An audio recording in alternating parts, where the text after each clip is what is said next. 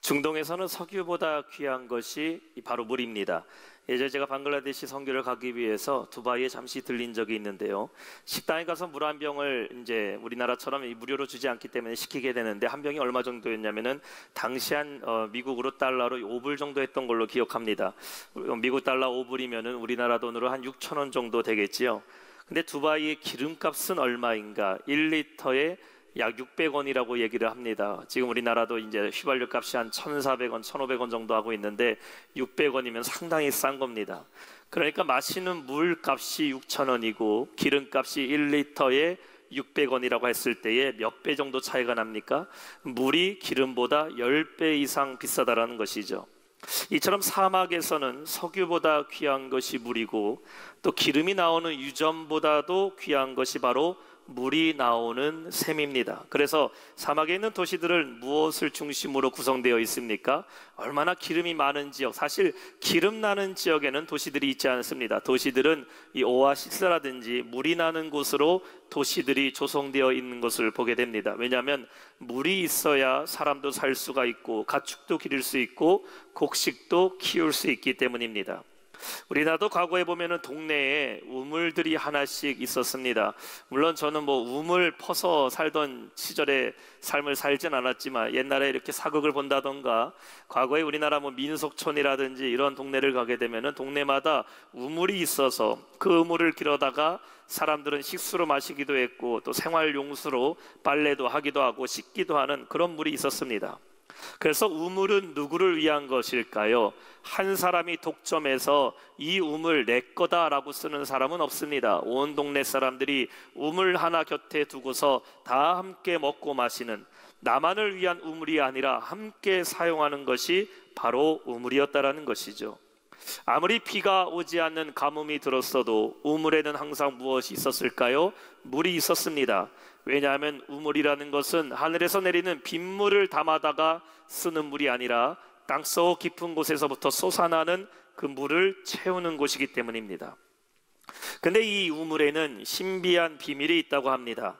우물물을 한 바가지를 푸던 10바가지를 푸던지 간에 우물의 물은 절대로 넘치지도 않고 모자라지도 않고 늘 그 물의 높이를 유지하고 있다는 것이죠.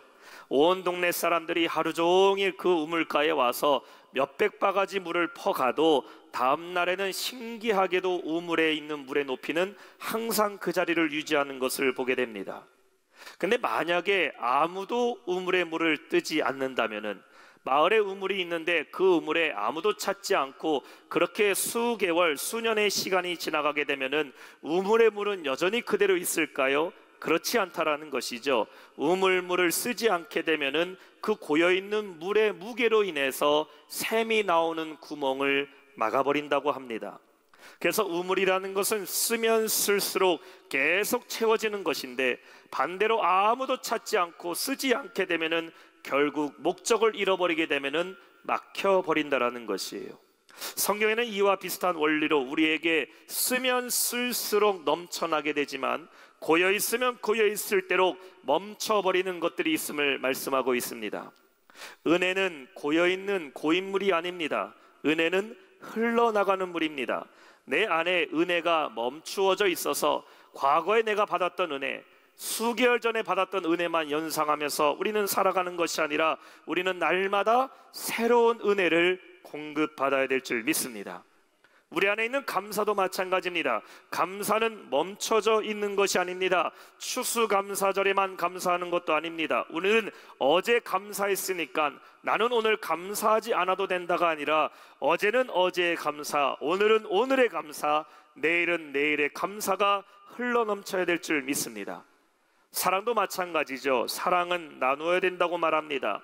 어렸을 때 주일학교 때 배웠던 노래 중에 사랑은 참으로 버리는 것이라는 찬양이 있었어요. 쓰고 베풀면 점점 더 풍성해지지만 사랑이라는 것은 움켜쥐고 있으면 결국 사라져버리는 것이 사랑이라고 하죠. 머물러 있는 사랑은 애착이 되고 집착이 되어버립니다. 그런데 사랑은 베풀고 나누면 나눌수록 점점 더 커진다라는 것이죠. 우리가 섬긴다라는 것도 마찬가지입니다. 섬김은 자꾸 내 안에 채우기만 하는 것이 아닙니다. 이 사람의 섬김도 채우고 저 사람의 섬김도 채우고 내 자신의 섬김도 내가 채우고 있다면 그것은 결국 교만이 되어버리지만, 섬김은 나누어주면 나누어질수록 또 다른 섬김이 돼서 우리에게 돌아오게 된다는 것이에요. 그래서 마태복음 20장 28절에 보면 예수님이 이렇게 말씀하십니다. 인자가 온 것은 섬김을 받으려 함이 아니라 도리어 섬기려 하고 자기 목숨을 많은 사람의 대속물로 주려 함이라 라고 말씀합니다. 예수님은 충분히 우리의 섬김을 받으실 만한 분이시지만, 주님은 그 섬김 내가 다 받으러 왔다고 말씀하지 않으시고 오히려 주님은 섬기려 오셨다라고 말씀하고 있어요. 그래서 우리 그리스도인들은 세상에서 고인물이 되는 것이 아니라 우리는 계속해서 세상으로 흘러넘치는 생수와 같은 사람들이 되어야 될 줄로 믿습니다. 아무도 찾아오지 않는 그 막혀버린 우물물이 되어버리는 것이 아니라 목마른 자들에게 생수가 되시는 예수님을 계속해서 퍼드리고 은혜를 퍼주고 사랑을 나눔으로 말미암아 계속해서 우리에게 공급하시는 하나님의 은혜를 경험하는 우리 교회 우리 모든 성도 되시기를 주님의 이름으로 축원합니다. 19절 말씀입니다. 이삭의 종들이 골짜기를 파서 샘 근원을 얻었더니, 표면을 쫓아 살아가는 사람이 있는가 하면요, 근원을 쫓아 살아가는 사람이 있습니다. 실력이 없는 의사는 겉에 보이는 증세만 해결해 주려고 합니다. 우리말로 돌팔이 의사라고 얘기하죠. 머리가 아프다 그러면 두통약 주려고 하고, 허리가 아프다 하면 신경통약만 주려고 합니다. 실력 없는 의사죠. 근데 진짜 실력이 있는 의사들을 보면은 그 병의 원인을 찾아내는 것을 보게 됩니다. 과연 이 사람의 두통은 어디에서부터 시작된 것인지, 이 사람의 신경통은 어느 자세에서 어디에서 문제가 시작됐는지 그것을 찾아서 병의 근원을 찾은 다음에 고쳐내는 사람은 진짜 실력 있는 의사라고 말합니다. 세상에서도 보면 물질을 쫓아 살아가는 사람을 보게 되면은 돈만 보며 쫓아가는 사람이 있는가 하면은 과연 이 물질의 근원이 어디서부터 시작되는가를 찾는 사람이 있어요. 이삭은 무엇을 찾았다라는 겁니까? 그는 샘의 근원을 얻었다라고 성경은 말씀하고 있습니다.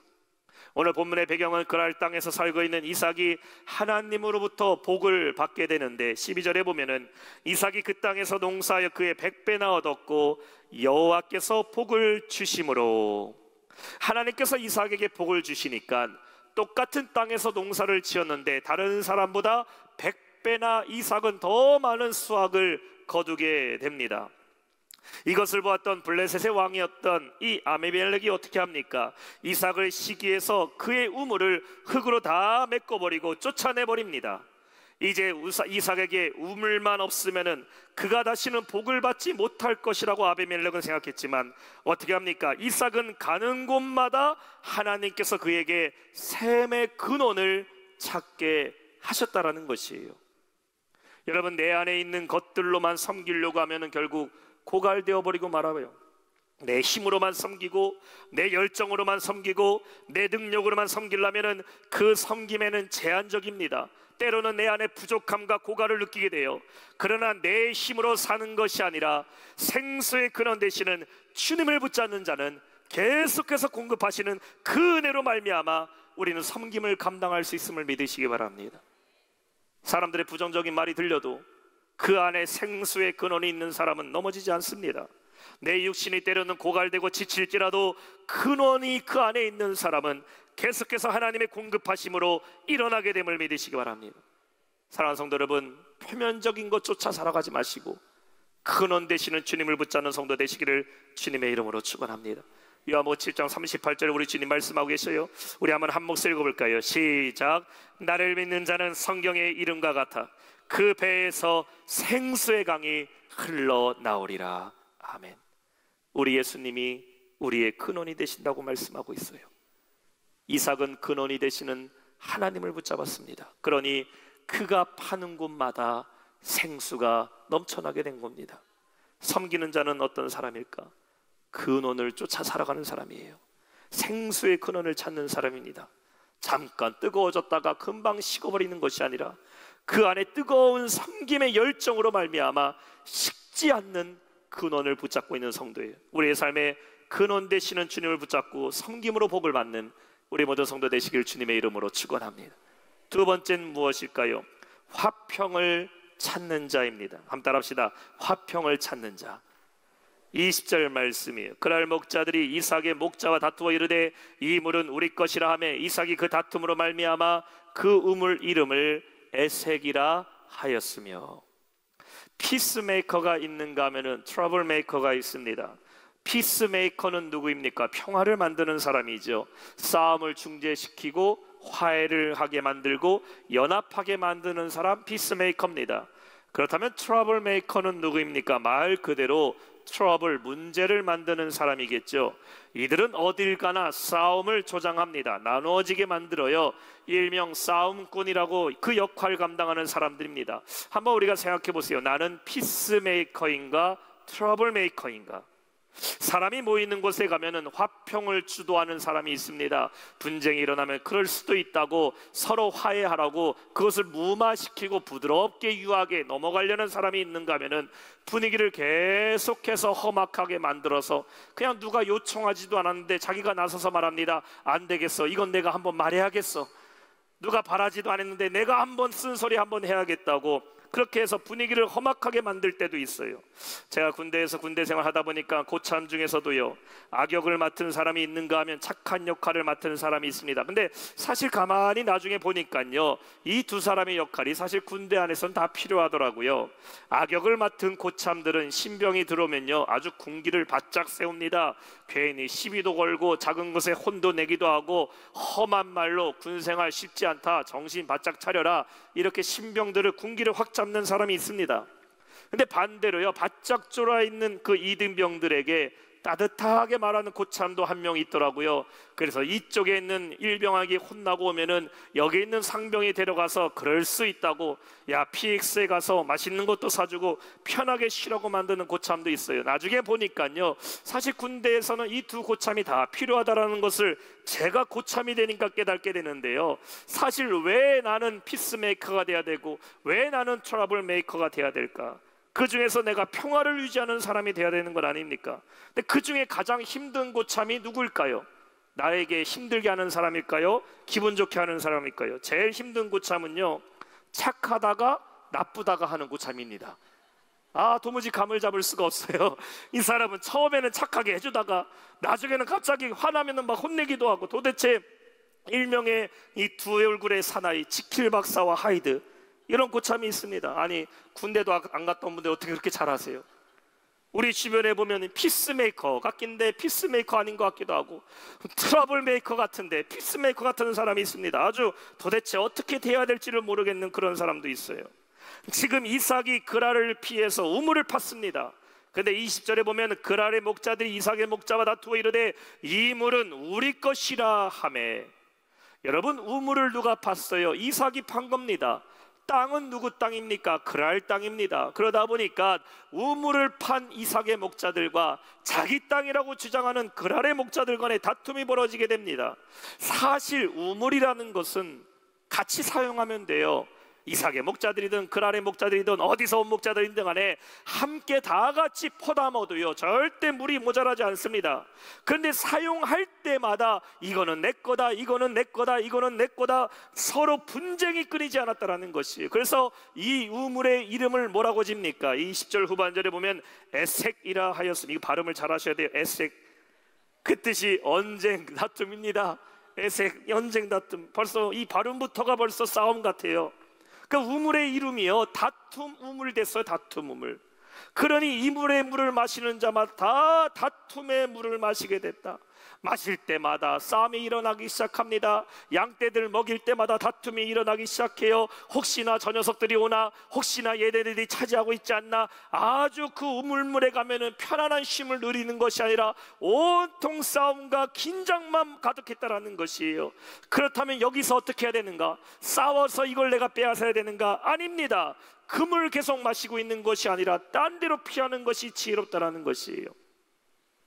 이삭은 다툼의 우물에서 끝까지 싸워서 자기 것이라고 빼앗은 것이 아니라 그 자리를 피해 다른 우물을 파게 됩니다. 누가 지혜로운 사람일까? 끝까지 내가 혈투를 벌여서 내 것을 쟁취하는 사람이 지혜로운 사람입니까?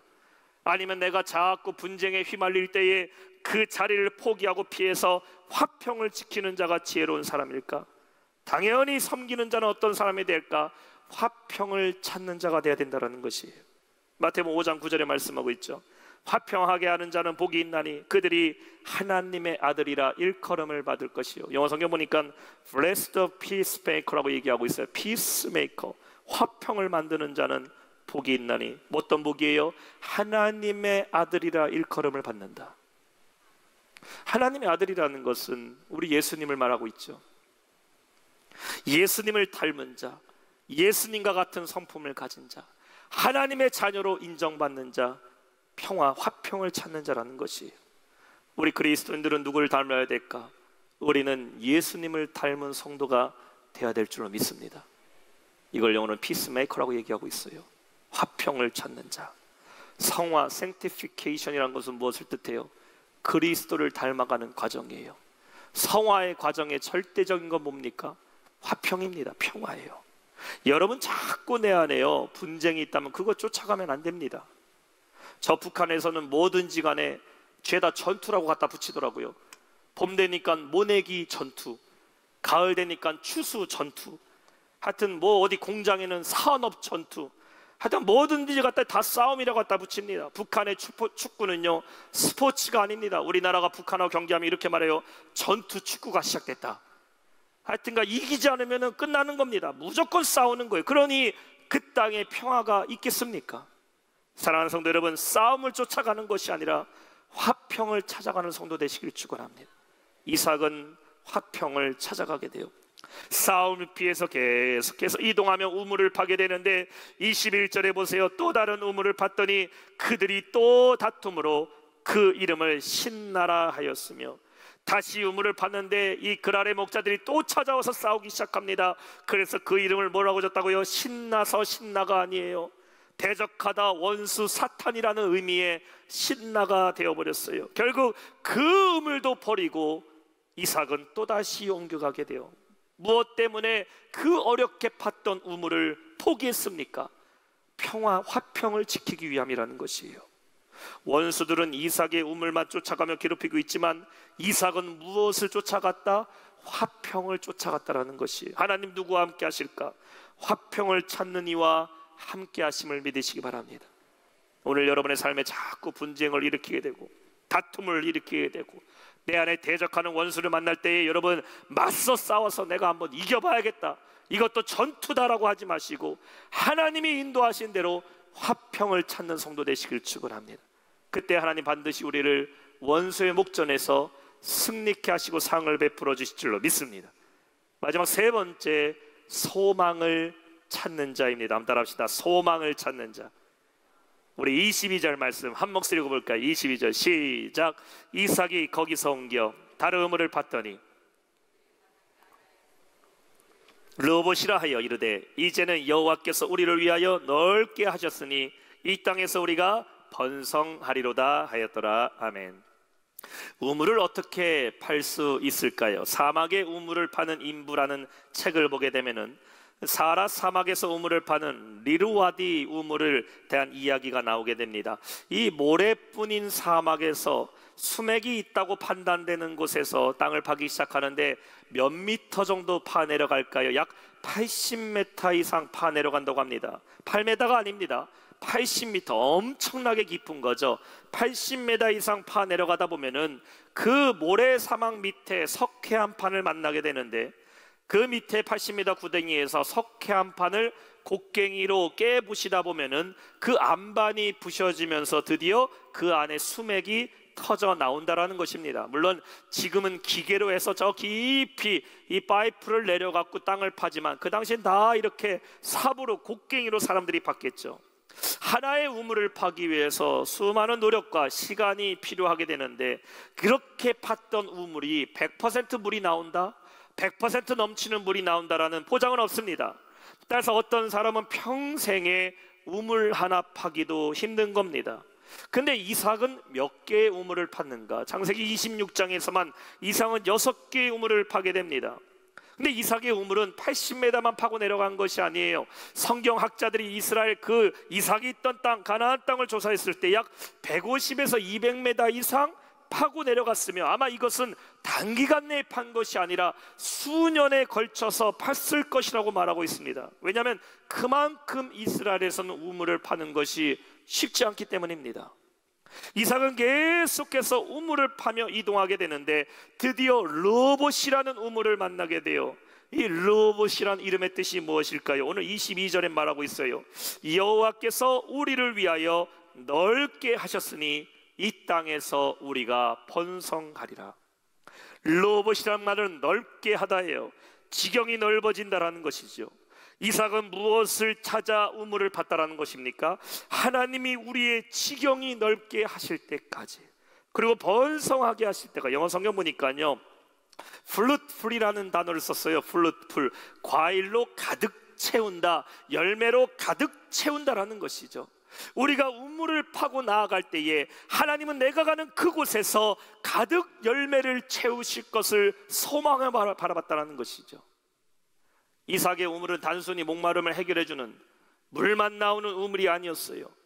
그에게 우물은 무엇이었습니까? 하나님의 축복을 바라보는 소망의 우물이었다는 것이죠.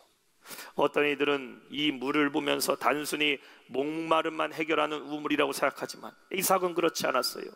애쓰고 힘쓰며 우물을 팔 때마다 그 안에서 샘이 솟게 하시는 하나님을 경험하면서 하나님이 나에 대한 그 약속이 분명히 있다라는 것을 소망으로 바라보며 나아갔다라는 것입니다. 25절에 보면 그가 결국 브엘세바까지 올라가게 되는데 그곳에서도 그는 우물을 파게 돼요. 말씀 보세요. 이삭이 그곳에 제단을 쌓고 여호와의 이름을 부르며 거기에 장막을 쳤더니 이삭의 종들이 거기서도 우물을 팠더라. 사랑하는 성도 여러분, 여러분의 삶에 소망이 있습니까? 우리가 무엇을 찾아야 될까? 우리는 하나님의 소망을 찾아야 될 줄 믿습니다. 내가 일하는 그곳에서, 내가 수고하는 삶의 자리에서, 내가 섬기고 수고하고 헌신하는 그곳에서 우리는 무엇을 찾게 돼요? 하나님이 나에게 역사하시고 하나님이 나를 이끌어 가시는 그 소망을 찾아가게 된다는 것이에요. 주님이 맡겨주신 사명을 감당하다 보면 지치고 힘들 때가 있어요. 때로는 대적하는 적들을 만날 때도 있고 낙심과 절망이 찾아올 때가 있어요. 마치 보이지 않는 막막한 저 사막 한가운데서 우물을 파고 내려갈 때에 말 그대로 목마른 사람이 우물 판다고 하지만 맨 땅에 헤딩하면서 여기에 진짜 물이 나올까? 여기에 진짜 샘이 나올까라는 의심이 찾아오게 되지만 주의 말씀에 순종하며 파 내려가다 보면은 결국 샘이 터지게 하시는 하나님의 응답을 만나게 될 줄로 믿습니다. 이삭은 우물을 팠고 하나님은 그곳에 샘이 터지게 하셨고 그 하나님의 역사를 보며 이삭은 소망을 가졌다라는 것이에요. 어떤 이들에게 우물을 판다라는 것은 어리석은 일이 될 수 있어요. 차라리 남이 판 우물에 거기 가서 붙어서 물이나 한 모금 마시면 되지, 남이 팠던 우물을 빼앗는 것이 더 쉽겠다 생각하지만 이삭에게 우물은 무엇입니까? 하나님이 지금 나에게 역사하신다라는 확신을 주는 사건이 됐다라는 것이에요. 사랑하는 성도 여러분, 소망을 갖고 섬김의 삶을 살아가시기를 주님의 이름으로 축원합니다. 하나님이 약속하신 것을 신뢰하며 내가 말씀에 순종하며 나아가다 보면은 오늘 이삭이 고백했던 것처럼 르호봇의 은혜를 경험하게 될 것입니다. 그때 우리는 선포할 수가 있어요. 하나님께서 우리를 위하여 넓게 하셨으니 이 땅에서 우리가 번성하리로다. 소망을 주님께 두며 섬김으로 복을 받는 우리 모든 성도 되시기를 주님의 이름으로 축원합니다. 오늘 말씀 맺겠습니다. 이삭은 가는 곳마다 우물을 팠습니다. 때로는 자신이 판 우물이 다른 사람 손에 넘어갈 때도 있고 열심히 판 우물 빼앗기기도 했지만 그는 낙심하지 않고 계속해서 우물을 파 내려갔고 그가 판 우물들은 목마른 자들의 갈증을 해결하게 됐고 목자들은 양떼들을 쉬게 하는 쉼터를 만들어줬어요. 이삭은 우물을 팠고 하나님은 그가 파는 곳마다 샘이 터지게 하셨고 그 우물을 통해 많은 이들이 생수를 얻는 은혜의 자리를 만들게 됐습니다. 이것이 이삭의 섬김이며 하나님이 이삭을 통해 보여주시는 축복입니다. 사랑하는 성도 여러분, 우리의 삶에 샘의 근원을 찾는 은혜가 있기를 주님의 이름으로 축원합니다. 내 삶의 목마름은 어디서부터 시작되었는가? 보이는 것의 목마름이 아니라 내 영혼의 목마름을 찾아야 돼요. 하나님, 내 안에 넘치는 은혜를 채워주시옵소서. 생수의 근원이 내 안에 있으면 우린 더 이상 목마르지 않아요. 삶의 궁핍 가운데 있다 할지라도 생수의 근원 되신 주님이 내 안에 있으면 우린 오늘도 기쁨으로 살아갈 수 있음을 믿으시기 바랍니다. 또한 여러분 안에 화평을 찾아야 돼요. 분쟁은 우리를 묶어둡니다. 분쟁은 나를 집착하게 만들어요. 거기에 자꾸 매이게 만듭니다. 그러나 화평을 찾아가는 자는 소망이 보이는 거예요. 하나님께서 우리를 인도하시고 매이지 않게 하실 줄 믿습니다. 그리고 소망을 찾으시길 축원합니다. 하나님, 내 삶에도 생수의 강이 넘치게 하여 주옵소서. 나의 삶의 자리 가운데, 내 섬김 가운데 나를 통하여 목마른 자들이 주님을 만나는 역사가 일어나게 하여 주옵소서. 에색에서부터 르보스로 지경을 넓히시고 소망을 이루시는 하나님의 역사를 경험하는 섬김의 삶을 살아가는 우리 모든 성도 되시기를 주님의 이름으로 축원합니다.